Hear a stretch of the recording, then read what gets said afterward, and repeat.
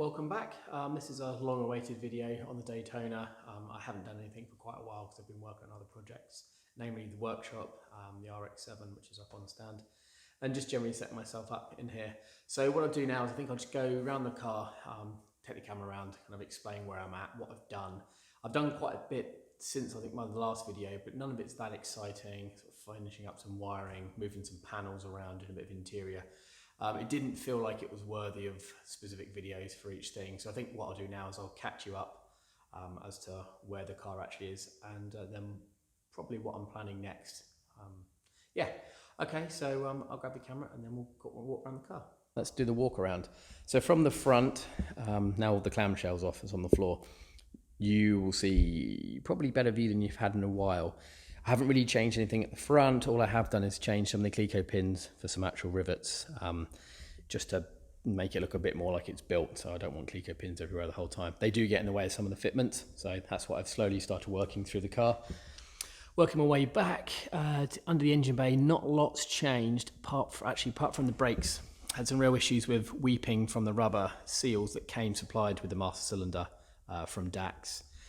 So it really was an issue because even with the car not being run, the original push-in metal fittings and the rubber grommet that was around them would just bypass, just weep. I mean, there's no head of pressure there. There's a tiny amount of fluid, and that's the height. So, but there was enough to weep out, and which would then drip off of here, go through my heat shielding, and then soak into the wrap on the exhaust. So every time I fired the car up, there was huge amounts of clouds of burning off brake fluid.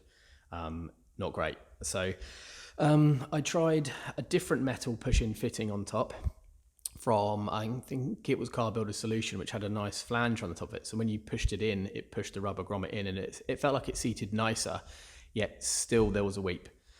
They felt more secure, but there was a bit of a weep on them, and it did the same thing. So obviously that's not good enough. So I actually took the master cylinder off, took it to a local machinist up the road. He managed to clamp it, and they drilled and tapped into these fittings, and then he's made these adapters up for me, which thread in, nice tapered threads, a lovely tight fluid proof seal there. And then I've drilled and tapped into the top of what he did it for me, drilled and tapped into the top for my banjo bolts go in. So there's a copper crush washer either side, and it's been in there now maybe a month. Perfect. I've had the car running, I've been out in the gravel spinning around, like it works fine. So these are the bits and pieces that I haven't really got involved with videoing, because first off, I didn't really know what I was doing as I was doing it. A lot of repetition, and normal people probably will never have to worry about this, because it's not a production kit car, and this is hopefully something which other people don't have to deal with.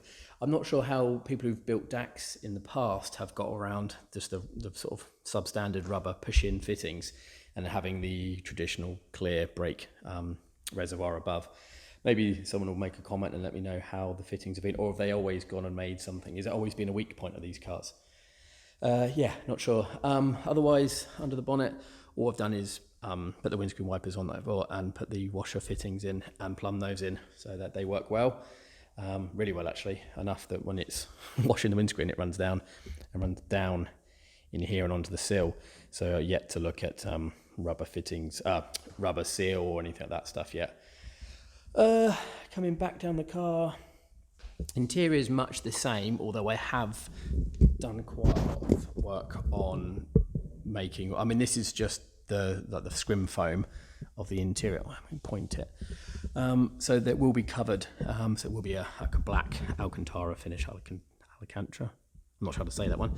So it did take a lot of work. So the areas I needed to cover over were the A-pillars around the top at the back behind the roll cage, the front, front bit there. So what effectively I did was, well, there was nothing in here, just the fiberglass moulding, was taped a line along here roughly where I wanted the fitting to finish, and then just did some vertical tape stripes all the way up to see actually what the space was behind. So I managed to get a depth on it, and I basically whittled some wood down until it fitted in the rough fiberglass moulding behind and didn't protrude beyond the line I wanted the fiberglass interior fitting to make to form. So then West System epoxied, I think there's 5 individual blocks of wood in here at even intervals. Epoxied those in there, let them set. And then I taped again, loads of tape all the way down to get a nice smooth finish at the line I wanted it to, effectively to replicate what the fiberglass part was going to end up being. And then upside down was interesting, doing some very thin fiberglass coating. I used like a tiny woven mesh just to form the shape, and then once it was set, I peeled it off, trimmed it to the sizes I actually wanted, and then just put loads more coats of a heavier mat on it when it was up on a bench. And then I did the same for down the A-pillars and around, you see better, around this shape here, because it's very hard to end the side of the dashboard into this sort of cavernous hole. So there was a lot of tape and shaping and kind of trying to get happy with what I was going to create. And then I ended up making, I think, the A-pillar and the front section were all done in one. Then I realised it'd be far too tricky to be getting in and out of the car, and I potentially could break it. So I've cut them now. So there is actually a cut. You'll see there. So the front piece is separate, the side bits are separate, and then the back bit behind the roll bar. So there's 4 pieces of the interior. So once I was happy, did the same principle all the way down the sides and the back. And when I was happy that they were flexible but strong enough to go in, and when I put the little self-tapping screws in that hold it in, it was firm enough to hold the whole plate back up against it and seal the gap. So yeah, there's a few pictures probably on the Instagram of where I was at the stage with just raw fiberglass. There's bits of tape in it and pen marks on it, so it looked pretty rough.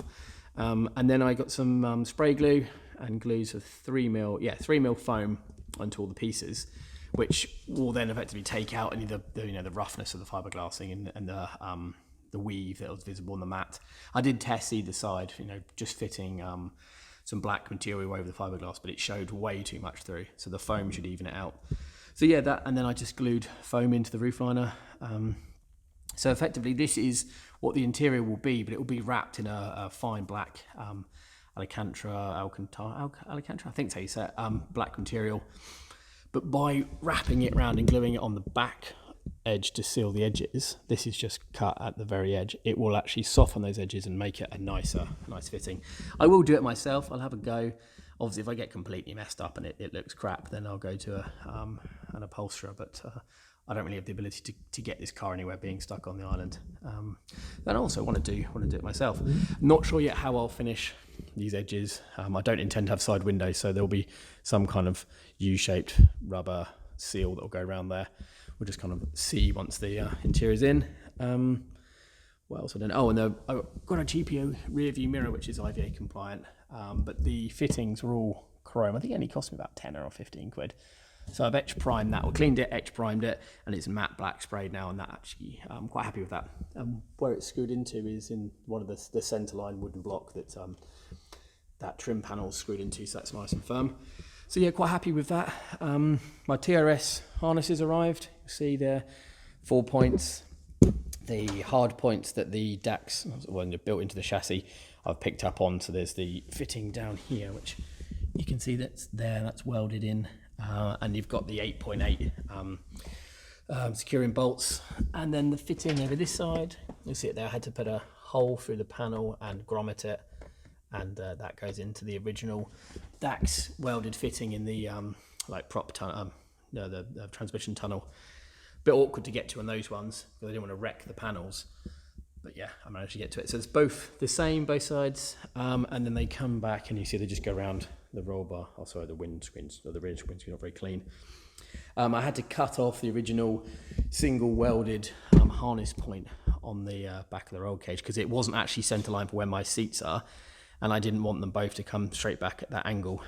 It's quite a steep angle to come. It was about here, so it was off centre.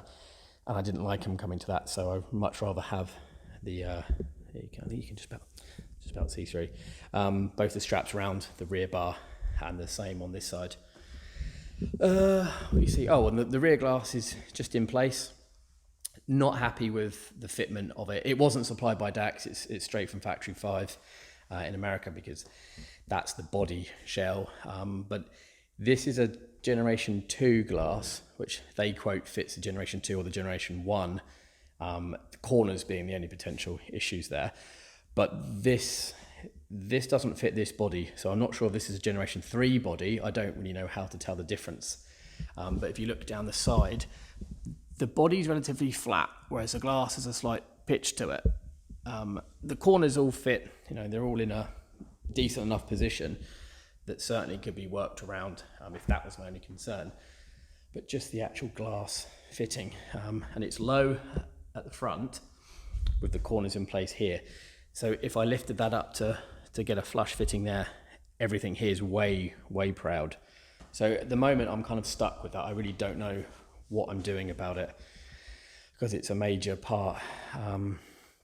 DAX do say that they can sell one, but as of yet I've not seen any pictures, even though I've asked for them, of the glass that he's prepared to sell me in a body which is not his show car, because that show car has literally just got Factory 5 written down in the corner, and it doesn't mean to me that that's the same body shell as this. So I'm waiting on that one, but if not, I really don't know what I'm going to do.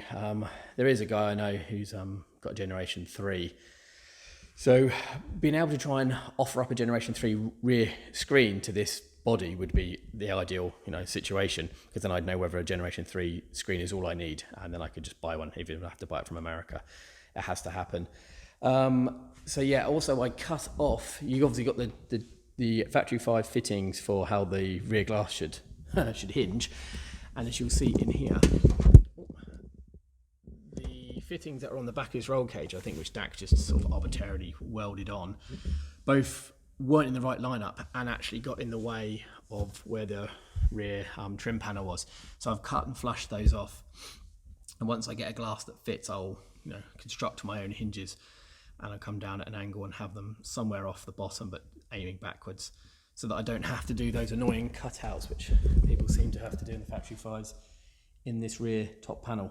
This is only an MDF panel at the moment because I don't have a long piece of aluminium. I've got to buy another sheet. Yeah, so that's the rear glass issue. Rear of the car, knocked up a bracket quickly to hold the square Euro number plate vertical to the floor. The car is jacked up at the moment, so it's at a steeper angle than it normally is. Number plate light there above it. Rear lights are in the same place they were last time you saw them, not bolted in, because I've got to get some adapter plates that have been kindly made by a friend of mine to bring the angle vertical for the IVA. So yeah, once they're in there, they'll be bolted in nice and tight. Yeah, we're still on space saver wheels because as of yet I haven't got around to actually jacking the car up in when it's on the ground completely, not on axle stands, and then doing all the measurements for what wheels I want. I did have my Cobra wheels on it, which I think there's pictures on Instagram, and they look great. Like it pretty much fills the well, so I'm happy I can get some nice wheels on there. And yeah, basically I put those wheels on more for the front to make sure that when I built the inner arches, there was clearance all the way around, and not just by doing a measurement on these wheels and hoping it missed.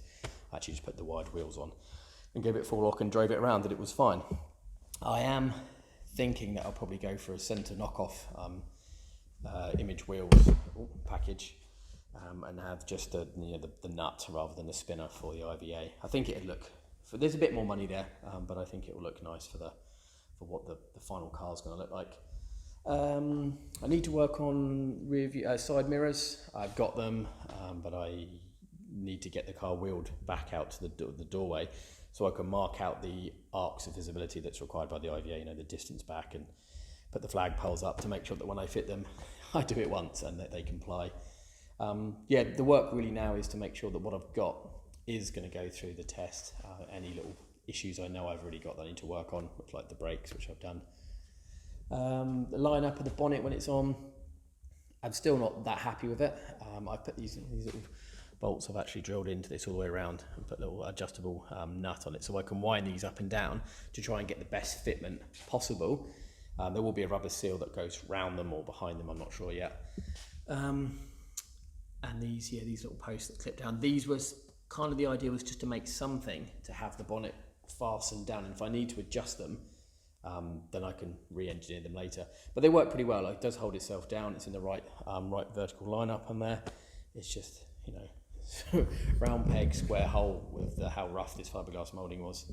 Right, so let's have a look at the front. So the wheel arch liners I've made, I think I've done some posts on that one, but they were a bit of a ball ache. There was nothing there.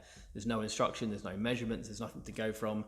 It was just a lot of CAD, obviously being the cardboard version, nothing computerized. And they are, so this end piece is one piece. You can see the bend lines had to fit into it.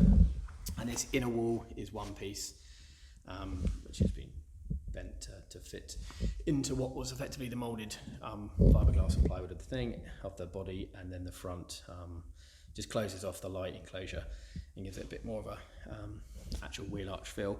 I know on the factory 5s there's a fair piece of aluminium that runs down here, and they kind of join like halfway. I looked at those options, but again, square peg round hole. I thought it'd be better to form it all in one and bend it in such a way that when this is closed, which you'll see at some point soon, it touches, well, you'll see there's pen marks up against down in here, and basically runs across, so it will massively limit any flick up of stones and water and crap under the engine bay. But it's not a production car, it's never going to be completely sealed and perfect. I put rivets in to join those now just to take out the pins, but at the moment I'm leaving the Clecos in, the fixings, which you can see them there, I've bonded in to the actual scallop, so that if I need to take them out completely when I do some kind of bodywork under here or painting, and it's not too big of a deal. These ones are only held in by all the bolts that hold the light in itself, so they're relatively easy to, well, fiddly, but easy enough to take out. I fitted mesh, you'll see here, so I cut these cutouts. I've sanded and radiused these edges best I can, fitted the mesh, you see the other side there. Quite easy to do actually, by just cutting the mesh to shape and then fitted it where I wanted it. Put some long wooden stakes down in front of it and cable tied it to it, which kept the tension on and allowed me to bond around the back, which is some black Sigaflex. You'll see, oh, well, I've done a nice line all the way down inside around it, and it's come out really well. So what I thought was going to be a real problem was not too big a deal. Just this morning took off the pieces of wood that were holding the front bit in. This was a bit more of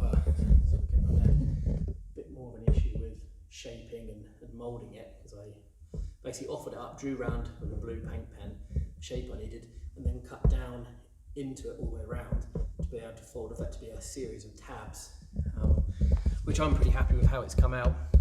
I didn't want to occupy more space than needed, because I've got this plate which actually fits, whizzes upside down and fits in underneath here, which anyway, don't worry about that.